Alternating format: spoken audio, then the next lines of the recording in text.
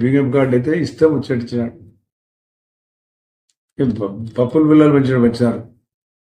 అట్లా వస్తా ఎవరు పేదవాడికి అందాల సంక్షేమ కార్యక్రమం. అదే ధనికులకు ఇచ్చుకున్నారే. ఎందుకు స్కీమ్స్ అన్ని ఉన్నాయి? ఎవరైతే ఎట్టడుగున ఉన్నవారు ఉన్నారు, కనీసం ఒక పూట కూడా తినేవారిని కూడా ముందు వారిని గుర్తించాలా.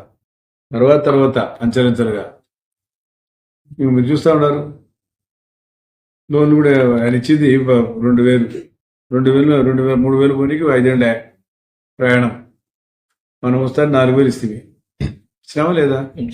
ఒక నెల డ్యూ ఉంటే నెల డ్యూ కూడా కలిపి 7,000 ఇచ్చాం. స్వయం మేమే పాల్గొంటున్నాం. ఓడితే వస్తానే ఫస్ట్ మనమే పాల్గొని వాళ్ళ కాడికి పోయి వాళ్ళు తట్టి లేపుతాం. ఎందుకంటే కొంచెం వాళ్ళకు ఒక ఉత్సాహం వస్తుంది. ప్రభుత్వం వస్తా ఉంది, వచ్చిన తర్వాత పెంచి ఇచ్చిందని. వికలాంగులకు 6,000 చేసినాం. ఇంకా మానసిక వికలాంగులు 15,000 చేసినాం. కిడ్నీ ఆపరేషన్లో 10,000 చేసినాం. నిన్న ట్రాన్సాక్షన్ వచ్చారు, చూసినారు కదా మీరంతా. వాళ్ళు కూడా ఆడుతున్నారు. వాళ్ళ జీవనాన్ని గురించి ఆడితే కళ్ళకి నీళ్ళు వస్తాయి పాపం అని చెప్పే బాధలు వాళ్ళకి చాలా బాధలు ఉన్నాయి. వాళ్ళ బాధలు చెప్పడానికి తల్లికి పెట్టి పిల్లలు పాపం తల్లిదండ్రులు చూడడం లేదు. ట్రాన్సాక్షన్ తల్లిదండ్రులు కూడా ఇట్ల నుంచి బహిష్కరణ చేశారు. ఎలా బతకరా వాళ్ళు? మేము సార్ మేము అంతా చేసామా? సృష్టి మాకు చేసే కర్మ ఇది మాకు. మా అన్నదమ్ములు చూస్తే మా పరిస్థితి పక్కకి వెళ్ళిపోతారు. బంధువర్గాలు పక్కకి వెళ్ళిపోతారు. స్కూల్లో పోతే చదువుకోవడానికి రానియరు మమ్మల్ని. ఎక్కడికి పోయినా మాకు అంటరాని వాళ్ళకన్నా అధ్వానమైనాం. కాబట్టి ముఖ్యంగా మొట్టమొదటిసారిగా చంద్రబాబు నాయుడు గారే మాకు గుర్తించి పాపం మహానుభావుడు ఆయన మాకు ఈ పెన్షన్ మొదలుపెట్టాడు. ఇప్పుడు మాకు 4,000 ఇచ్చినా సరిగ్గా పెంచి ఇవ్వండి ఈసారి. నేను మీకు ఇండ్లు ఇచ్చినాడు చంద్రబాబు నాయుడు గారు. 40,000 మీరు కట్టుకున్నారు, మీరు కట్టుకోండి.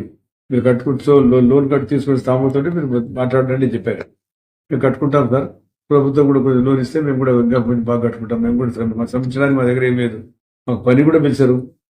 మాకు ఎక్కడ పిలిచారో మాకు ఎట్ట బతకాలి సార్ అంటున్నారు. చాలా అది వాస్తవం కదా. కరెక్ట్గా మనకు తెలిసే వాళ్ళు చెప్పడానికి వీలేదు. అంత బాధాకరమైన విషయం ఉంది వాళ్ళకి.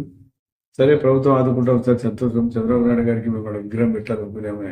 ఇప్పుడు చంద్రబాబు నాయుడు గారు ఎన్టీ రామారావు పెడదాం. ఇప్పుడు విగ్రహాలు పెట్టడం అది మంచిది కాదు. ఎన్టీ రామారావు విగ్రహం పెడదాం నేను అంతే కదా.